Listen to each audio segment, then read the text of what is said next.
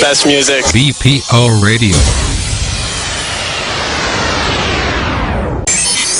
In your face, all over the place. We're online 24/7. 24/7. You're listening to the hottest internet station. 5, 4, 3, 2, 1. We have ignition. Strap in. You're about to listen to the hottest sounds. It's the hottest mixtape in the world, and you've got it. BPO Radio. Yes, good morning, good morning, good morning, good morning, Philippines, and good morning to all of you, and good morning, DJ Rani. It's now 10. No, it's Rani. Ah, what? Rani. Rani, Yeah. yes, this is DJ Rani, and welcome to his show, the third Good part. morning, rainy Yes. morning to all of you guys in the Philippines. Just in the Philippines and to the world. Maybe Yeah. snowy or cold or It's whatever. cold and it's raining here in our Yeah. in the Philippines. But anyway, DJ Rani. Yeah, I am the newest host here on BPO Radio. Join me every Tuesday and Thursday. Yeah, what time it is? It's almost 11. Yeah. It should be 10 in the morning. Yeah, catch me 10 in the morning till 11. Okay. So I have a guest, and it's supposed to be at 10. I'm really, really sorry, guys. This is the first time we'll be airing, and missed our due date. Our start time. So let me go ahead and invite him. He's one of the respected financial advisor on the internet. If you guys are you love the internet and you love Facebook, who doesn't love Facebook? Do you love Facebook? Yes, I love Facebook. Really? Yeah. Yeah. How about Twitter? Not much. Not that much, right? Yeah. A lot of guys love Facebook, and almost these days they get their information in Facebook, right? Yes. So almost everything can be taken out of Facebook. So I have here someone who will help us a lot. Wow. Will help us from now on in managing our financials. Oh. So he's the man behind the Facebook account Money Advisor. Wow, money advice. Yeah. So are you guys excited to meet him? Are you? So guys, listen. So that you can manage your financial, diba? Yeah, Yes. this is specifically targeted to our BPO folks because you know Yes. a lot of BPO folks, they earn quite a lot, but for some hell-raising reason, after 15 days, 2 weeks, the money that they earn is questionable. Well, the question is, where is the money after quite some time? After 15 days, where's the money, right? So that's what our guests will help us in finding and identifying. So let's go ahead and call him in. Yeah? All right. So round of applause. Okay, let's Yes. call him Orb. Yeah. So thank you so much. Yeah. Yes. Thank you for the good intro. It's my first time. I'm a little shy. So here he is. Sir Orb. Yeah. Good hi. morning. To Morning. you, right. Good morning to everyone. All right. So it's your first time, right? Here Yeah. in the show in BPO Radio. Yes. As well. So our folks here, our main listeners, our main audience is from the BPO. So I guess I want to start off the question with how can the financial industry or a financial advice really important to a BPO employee? Because you know, we folks from the BPO, we earn a lot, right? Yeah. Our salary grade is not that high, but higher than the usual Yes. folks. So I think from that part, it's really something that we can we don't need at this point. What's your honest opinion on that? All right. First of all, again, good morning to everyone. So my full name is Orbil Del Rosario. But they call me Orb. So I'm a licensed financial advisor of Sun Life. So basically, so the problem that you mentioned, so within 15 days, we forget or we normally don't know where our money goes. So the problem there is financial management per se. So the saving habit and spending habit that our BPO employees do on their everyday lives. So, how do we limit the spending habit and focus on the saving habit more? So, yun kasi yung nagiging problema natin. So, but I have here certain points that I want to share with you guys. So, number one, are you familiar with the sandwich generation? No, first time to hear it. Yeah. Our generation right now, the millennials, we are called sandwich generation because we provide for our family, and if, for example, we already have our wife, our kids, we also provide for them. So what's happening is we are sandwiched between the two generations. Yeah, I didn't kind of notice that. I think BPO employees, because they earn higher Yes. than the normal folks, normally they're the breadwinners, Yeah, right? So yeah. is that a good thing here? It's a good thing. It's a noble thing to provide for your families. But the problem is we forget sometimes that ourselves, our personal finances should be managed well also. So not just more on for the families or for our own family or our titos or titas, our extended family. So we also need to budget everything, that we do not forget that our personal finances also matter, because after all, you said we are the breadwinners. So whatever happens to us, they will suffer, all the families that we support. So the sandwich generation, we should eliminate that per se. So for example, if you start investing or started saving money, you will not teach your kids or your grandkids to do the same. Kasi parang ano na siya cycle na siya vicious cycle na siya. So yung nakalakayan natin when we were younger, in the early 90s, yung mga 90s babies, 80s and 90s babies, ang turo sa kanila is study hard and then get a decent job and work for the money. So those teachings from our parents, our grandparents, hindi siya masama. So we also need our education, but we do not focus only on the working. So we have to kasi nangyari, we work for the money. So we work and then we earn money. So what we want to do right now is we earn money, and then money would work for us. So while you're not working, kahit natutulog ka lang sa gabi, nagtatrabaho yung pera mo. Hindi ka napapagod, hindi ka gumagalaw, pero yung pera mo, siya yung nag-earn for you. So are you suggesting a business? Because I have a friend, let me just insert it out here. I have a friend who also BPO employee, and he started investing. You know the food cart. Yeah, for franchises. Yeah. Yeah, and unfortunately, the food cart did not return the money to my friend. So now my friend is kind of devastated on what happened to him, and what he's now planning is just invest his money in the bank, save it in the bank. And I heard before, now that's not advisable, right?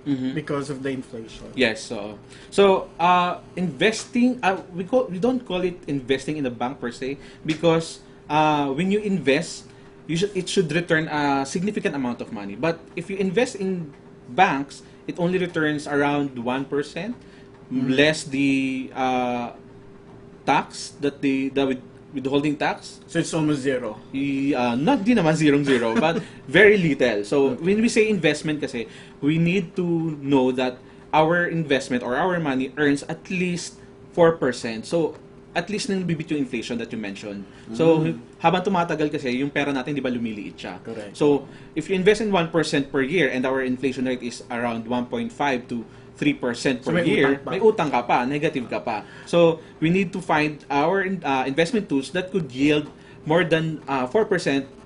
Mas maganda kung 10% pataas. So there are certain investment tools that could return that certain amount of interest rate.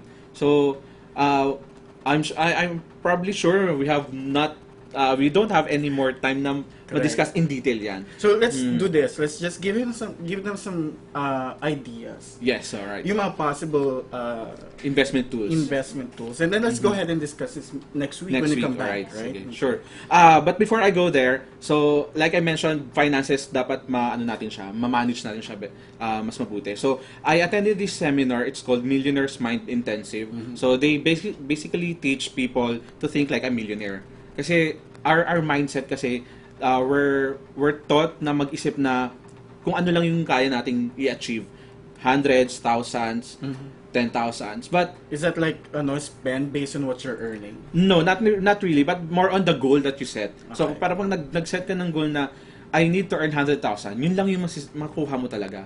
You need to set bigger goals, like have a millionaire mind para maging milyonaryo ka. So, yun yung literal talaga na kailangan mag-isip ka na as millionaire. So, because if you ever heard the word what your mind focuses on, it expands. So, pag lagi mo iniisip, na for example, on the way here, sabi ko, saan di ako matraffic. And then, anong nangyari? Na-traffic ako. So, I focus my mind na hindi ako matatraffic. So, ang alam ng, the universe conspired na, iniisip niya na matatraffic si Orb, which is yun yung nangyari. So, if you focus on things that kunwari, may credit debts ka, may utang ako sa credit card, monthly yun, magiging ganun siya. So, you need to think outside of that negativities. So, be positive. So, have a millionaire's mind. So, going back, they taught us this called money jars. So, have you anyone Actually, heard? that's my next question, the money jar, because I've been to a training before, and they said na kailangan, when you get your salary, you save first, and then Yes. you put in the jars. Pero this time, this pinuntahan kong training, it was envelopes. So, Right. first It's basically the envelope. same. Correct. Same system. Correct. So, is it really working? Parang, if you do that, you're gonna put your money, your savings out first, and then yung matitira, yun yung pang gagastos and everything. Parang, you'll be very tight, spaced on, there's no Yes. wiggle room almost. Is it advisable to do that? Yes, it's advisable because you only need to be disciplined sa sarili mo na lang. Kasi, for example, income minus, ang nangyari kasi sa atin, the common notion ng mga tao, income minus expense equals savings or investment. Correct. So, paano pag walang natira dun sa expense? Parang, naubos na, nag-negative ka pa, may utang ka pa, wala ka nang masisave, wala ka nang i-invest. So, what you do is, we call it pay yourself first. For doing a great job for the past 15 days, when you get your income, cut the savings, itago mo na siya, invest mo siya, and that's the form of the paying yourself first. Not yung marami kang ginagawang bumibili ka na kung ano-ano. So, yun. So, when you save first, you can allot your money dun sa manager na tinutukoy ko. So, I'll go very quickly lang kung what's the manager is all about. Okay. So, Sorry, before you go there, quick question. What if your bills is higher than the what's left on your salary? parang negative ka na, ganun ba? Correct, oo. So, siguro naman may kahit konti pa lang, you can parang ma-set aside pa din kahit konti. So, may example nga doon sa inattendan ko. She started doing this and wala talaga siyang pera. Sa US to. $1 per month, parang yun lang yung kaya niya i-save. So, talagang diligently, disiplinado siya.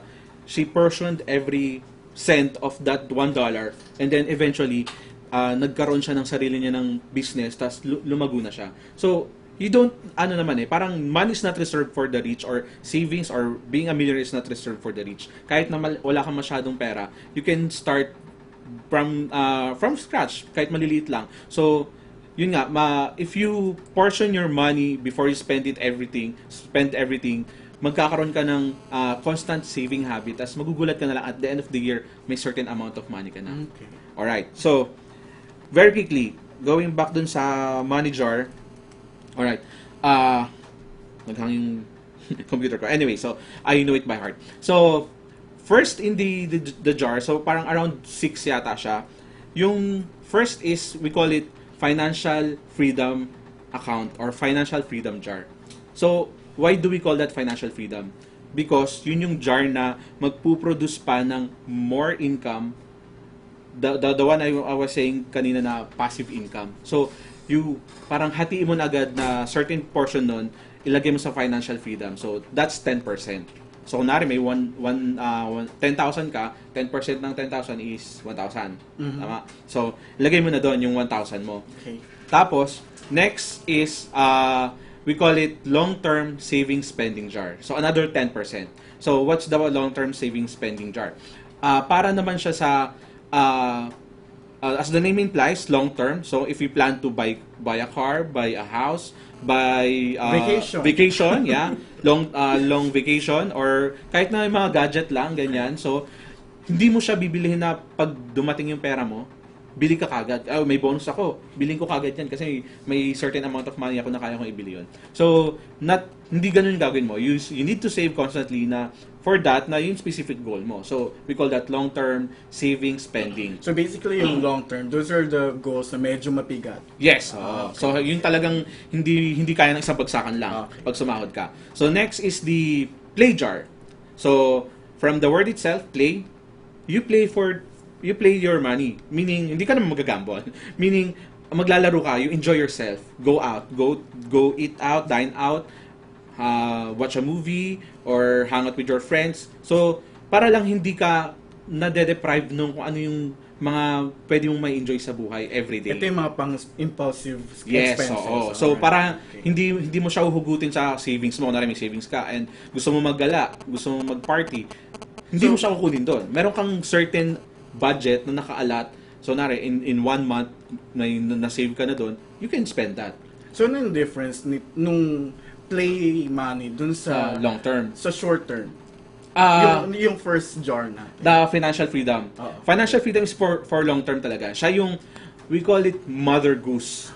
So, the mother goose that lays golden eggs. So, if you have a mother goose na naglilay ng mas marami pang golden eggs or baby geese na nagpo-produce pa ng more golden eggs, we protect that. So, that's the financial freedom jar. So, dun mo kukunin yun nung gagamitin mo sa mga certain investment tools that we will discuss next meeting. Okay. No, next show. So, there. So, again, ayun, financial freedom account, long-term spending and saving, and play jar, those are all 10%. The next one is the... So, we're down 30%. Yes. Right. So, the next one, we call it education. So, sa buhay natin, nag-aaral tayo. Yes, marami natutunan. But, what we learn from school is not enough. So, especially if you're honing your craft, so, for example, I'm a financial advisor. So, hindi ako limited lang dun sa kung ano yung tutunan ko sa company, provide ng company. I always try to attend trainings and seminars outside the company. So, mas marami akong matutunan, mas marami akong maituturo sa mga tao na kinangangailangan ng tulong ko. So, the one that I mentioned earlier, yung Millionaire's Mind Intensive. So, that's, hindi siya libre. So, may bayad talaga siya. So, you need to invest on education. So, kung hindi sa'yo, for example, may anak ka, education for your kid. Educational funds. Hindi mo na kailangan kumuha ng mga pre-need plans, educational plan, ganyan. You can save that and then invest that money sa certain investment tools pa din na pwede mong magamit for your future. Okay. So that's 4. Tama na ba? 4. So 40% na. So the next jar is what we call give jar. So pwede siyang 10, pwede siyang 5%. So depending on you. So give jar, it only means you're giving back. So as with anything that we do, so parang the social responsibility. Yeah, parang ganun. Social responsibility kay God, you give back to God, to the church, ganyan. So, kasi if you give back, parang pagbalik nun sa'yo, mas malaki pa tenfolds yung balik nun sa'yo. So, we need to allot, kahit hindi financially, at least our time. Kung may time ka to volunteer for a certain cause, kunwari, katulad niya, may bagyo, magre-repack lang ng mga goods, ng damit. So, give time. So, hindi naman financially kailangan lagi yung binibigay mo, but always try to give back to the community. Okay. So, that's the 10%. And then the last one is the... So, this is the big chunk, 50%. Yes, 50%. Okay. So, the biggest chunk, of course, the necessities. Kasi hindi naman tayo mabubuhay kung wala tayong daily expenses na ginagamit. So, bills, utilities, 200 pesos worth na coffee. Yeah. Yun. Then meals na worth 200 pesos ulit. So Correct. mga ganyan. So that's the daily expenses that we use every day nga. So that's 50 or 55% kung magbibigay ka ng 5% sa gift jar mo. So kung mapapansin mo, hindi mo siya iaalat ng mas marami sa isang jar. You need to discipline, diligently follow the jar itself kung magkano yung lalagay mo doon. And then you'll be surprised, makikita mo na lang at the end of the month or at the end of the year, meron ng certain amount for your financial freedom jar, for the investment, for your give, for your play, na kunwari yung play or yung long time spending, you want to go abroad for a vacation, at least andun na yung pera mo. Hindi mo na siya kukunin sa bonus mo or whatever na dumating na pera sa iyo. Okay. So, saan yung savings? Saan siya banda napunta? Doon ba siya doon sa first 10%? Yeah, the financial freedom account. So, those pwede mo siyang lagay na as part ng savings na din. But yun nga, the idea is invest mo yung pera na yun. Kasi hindi siya mag-grow kung nasa bank nga lang siya.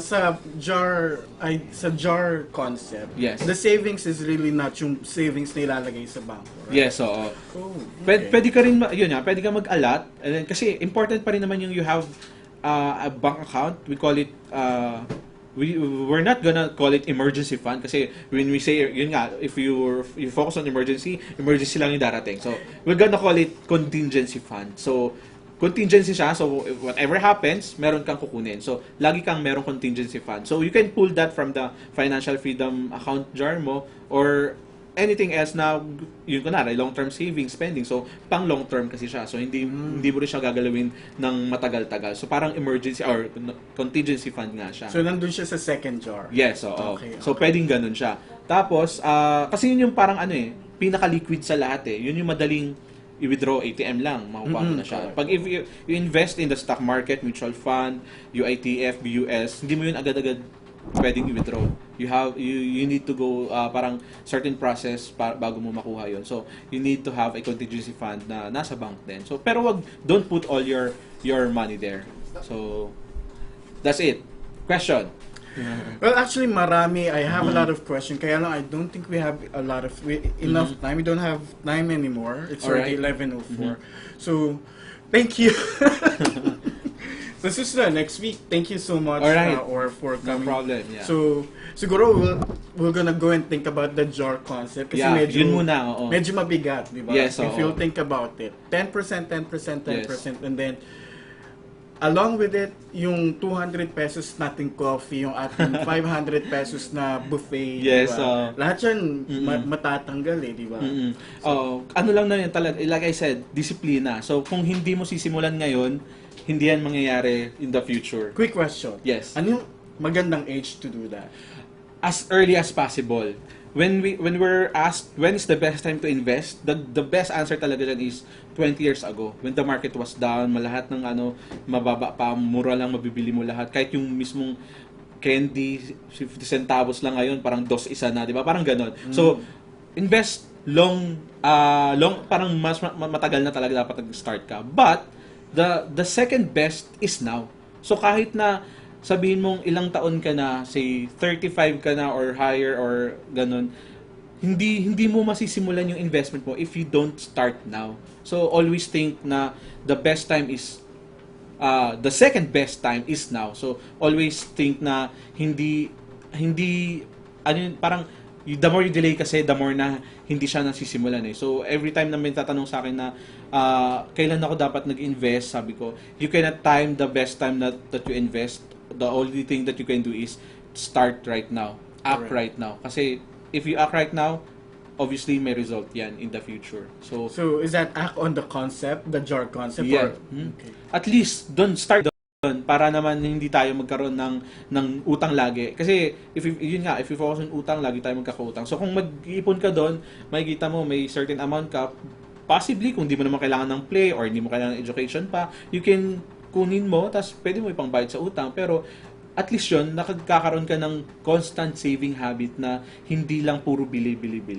At least yun nga, nakikita mo yung fruit of your labor. Pay yourself first. Always put that in mind, to pay yourself first para hindi tayo nangungutang in the end of the, parang abutin natin 15 days, on the 10th day pa, kunwari, tapos na yung 15, 28 pa lang wala ka ng sahod, yun, ang tagal pa ng 30, di ba? Yan, critical working days, di ba? Parang mag-absent ka na lang, wala ka ng pamasahe, wala ka ng pagkain, so, di ba? Pero kung meron tayong naka-allot na budget, hindi tayo mawawalan. Wala ng pan-taxi. Yes. Tapos yun, yung vices talaga is kailangan natin i-limit. Hindi naman sabi na wag kang mag-inom ng Starbucks or but yun nga, if we don't struggle at the beginning, walang progress. So we need to struggle right now for our future din. Hindi lang yung we leave everything to Batman. Batman. Bahala na si Batman in the future. Parang ganun. So act now. Yun yung the best important thing na gawin natin. Simulan natin ngayon. Okay. So I have a question. Wait, we have an audience. Yes. How many jars should I prepare so that I can save?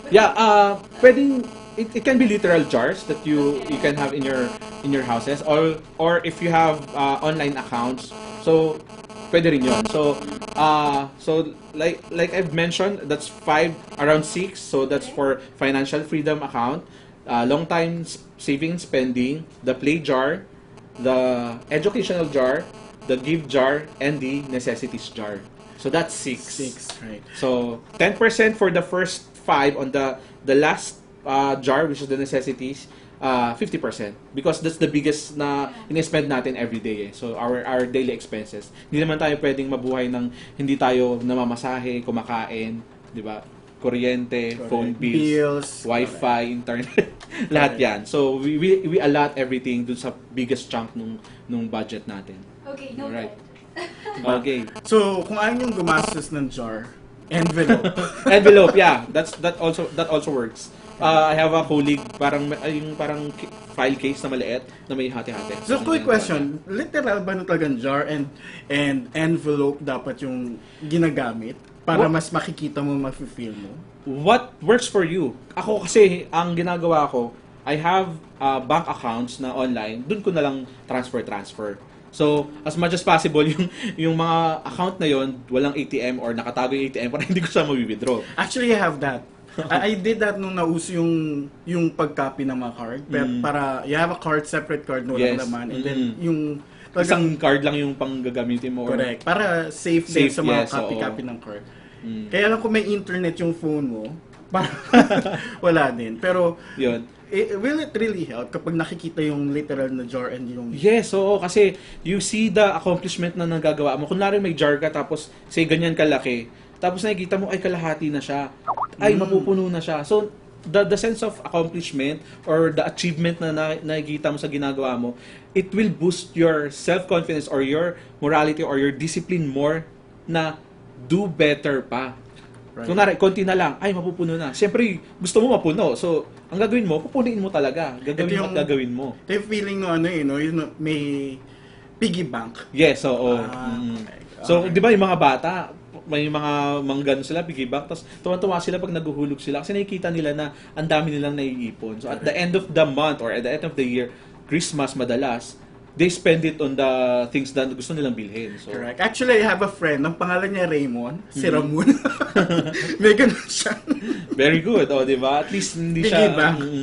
Yun yung nakikita natin na the best way talaga to save. So, whatever works for you, envelope, jar, online bank accounts, basta the good thing or the best thing that you do is do it right now. Start. Ano ba ngayon? Malapit na sahod. 16, kakasahod lang. Diba? Sweldo. So kung hindi nyo pa nagagalaw yung sahod nyo, start budgeting na. Sa Excel file, madali lang yun. Lagay mo yung amount, tapos 10%. Tapos. Actually, there's a lot of, diba, Android app that you can... Yes, oo. Marami talaga. So, wala ka ng reason para hindi gawin yung pagsisave na yon or pag-i-invest or pag-budget. Kasi ang dami na eh. Like yung matututunan mo, babasahin mo. I actually have that on my blog. It's called pinoymoneyadvisor.blogspot.com. So, yung mga naiisip kong life hack, budget hack, money hack, nilalagay ko doon. I write it there. And also, may Facebook page, Pinoy Money Advisor. So, yun. Please like. Andun, maraming nakalagay doon about finances. Personal, motivational, mga para ma-motivate ka talaga to do your goal, kung ano yung gusto mong gawin. So, laging lang talaga, act now. So, kung papansinin mo si the recent inspiration that I have, si Heidi Diaz, the Olympian, the Filipino, the From weightlifter. Davao, right? Yeah. Before ko napanood yung event niya, may interview siya sa Channel 5, yung lagi pinapalabas na sabi niya, na-feel ko dati, I don't believe in myself. Wala akong self-confidence, sabi niya. So that 2 Olympics na sinilyan niya, Beijing and then London, wala siyang napuntahan. She failed to qualify for the next round. But sabi niya, ngayon, ramdam ko, mananalo ako. So inisip niya mananalo ako. Sabi niya, for the Philippines, kasi gusto ko tong gawin and gusto ko para sa bayan ko. And then, after that, napanood ko yun, medyo kinakalibutan ako. Napanood ko yun, nung talagang nanalo siya, sabi ko, wow, ang galing. Inisip niya talaga na mananalo siya. And it happened.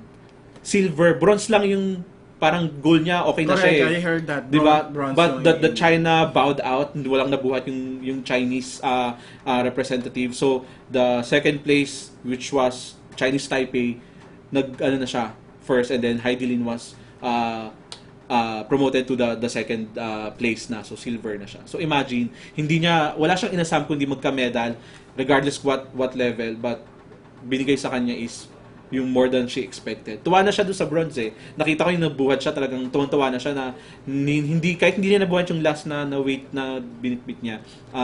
Natuwa pa rin siya kasi she had the place in the podium. So which is yun talagang ginol niya. So yun, if you have a goal, you have a certain achievement that you want to materialize, pag yung dream mo na yun, ginawan mo na, sinimulan mo, kahit hindi malaki, yun, little by little, you'll end up getting that dream and become it a reality.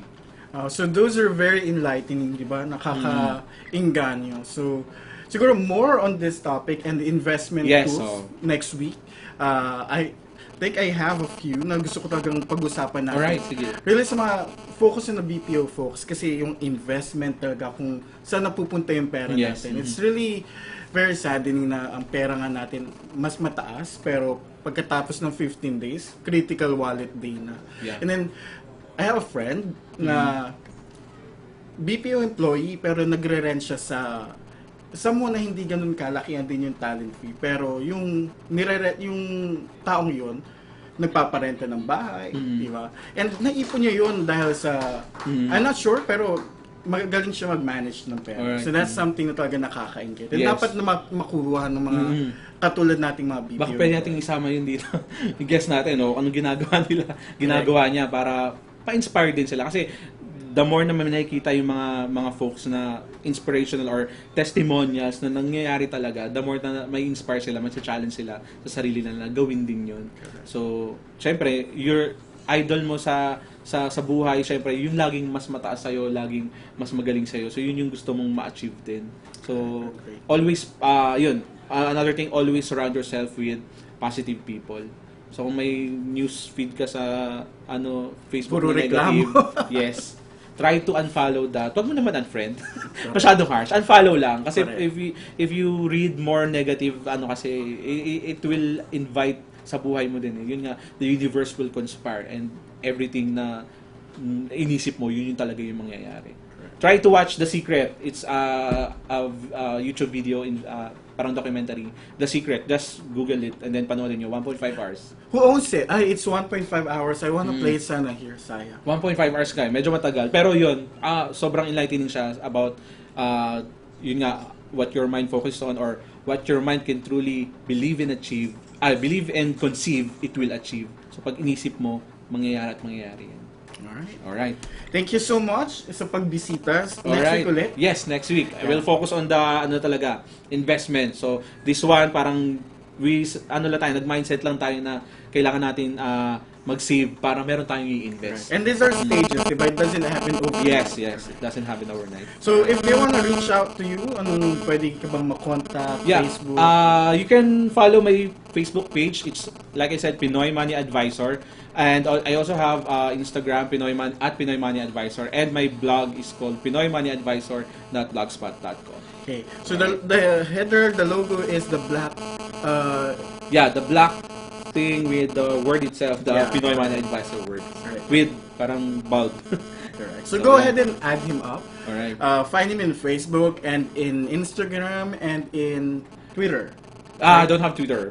Blogspot. Blogspot. So Yeah. it's all Pinoy Money Advisor. Advisor. So if you have questions, just send me a private message. Ay sumasagot naman ako. Do you post regular items there? Daily hacks on the Facebook or just on the Blogspot? On the Facebook, yes. Pag may nakikita kong kahit hindi galing sa akin, yung nakikita ko na makakatulong, I share it. Everyone naman follow certain groups or pages eh. So, at least doon sa mga nag-follow sa akin, yung galing sa isang page or galing sa isang tao, I share it dun sa page. Kahit na, I give credit naman syempre dun sa kung sino talaga gumawa. But yun nga, whatever na I think would help yung mga followers ko na more on their finances or their personal growth, I post it there. So, walang schedule like, kunwari, every Monday lang. So, whenever, pag basta nakita kong useful siya, I share it. Alright. So, please follow.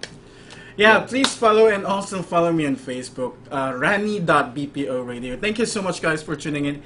Yeah, we went over time. We were 18 minutes over the 11 o'clock top hours. So we are going to see you again next. No, I'm gonna see you guys on Thursday, 10 a.m. till 11 a.m. And then next week, Orb will be Yes. coming back. So he's gonna help us out in efficiently managing our cash, our money, our hard-earned money. Thank you so much, all guys, for tuning in. This has been Rani.